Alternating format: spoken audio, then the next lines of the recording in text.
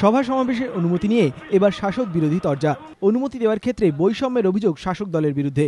21শে জুলাই শহীদ দিবসের সমাবেশ হোক বা সংস্কারের সিদ্ধান্তে প্রতিবাদ, এমনকি শাসক দলের ছাত্র সংগঠনের প্রতিষ্ঠা দিবস, নানা উপলক্ষে শহরের বিভিন্ন জায়গায় সভা সমাবেশ করছে তৃণমূল। অথচ বিরোধী দল সিপিএম এবং সদ্য জোটছিন্ন কংগ্রেসের অভিযোগ, তারা সভা করতে চাইলেই সেখানে অনুমতি দেওয়া হচ্ছে না। 1 অক্টোবর ভিক্টোরিয়া হাউসের সামনে সভা করার অনুমতি চেয়ে মুখ্যমন্ত্রীর কাছে চিঠি পাঠিয়েছিলেন সিপিএম নেতা গৌতম দেব, কিন্তু অবশেষে অনুমতি না পেয়ে ঠিক হয় সভা হবে রানী রাসমণি রোডে। সিপিএম এর রাজ্য সম্পাদক বিমান বসুর কটাক্ষ, রাজাবারানি যেখানে সভা করবেন সেখানে অন্য কাউকে অনুমতি দেওয়া হবে না, এটা রাজতন্ত্রে হয়।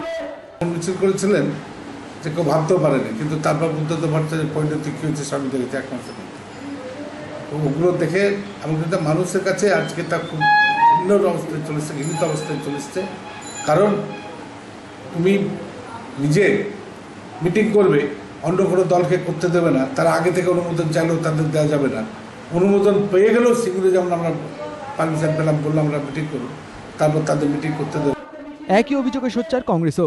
প্রদেশ কংগ্রেস নেতা আব্দুল মান্নানের অভিযোগ, মেট্রো চ্যানেলে হোক বা মেয়র রোড, বিভিন্ন ইস্যুতে এইসব জায়গাগুলিকেই সভাস্থল হিসেবে বেছে নিয়েছে তৃণমূল। কিন্তু কংগ্রেস অনুমতি চাইলেই ট্রাফিক জ্যামের দোহাই দিয়ে সেই অনুমতি দেওয়া হয়নি। সরকারের একটা প্রবণতা এসে গেছে দেখছি, সমস্ত কলকাতাতেও তাই দেখছি। ভিক্টোরিয়া হাউসের সামনে, সিএসসি অফিসের সামনে তিনি 21শে জুলাই বিশাল মিছিল করলেন, কোনো আপত্তি নেই, কারণ অন্য কেউ মিটিং করতে গেলে করতে দেওয়া হবে না।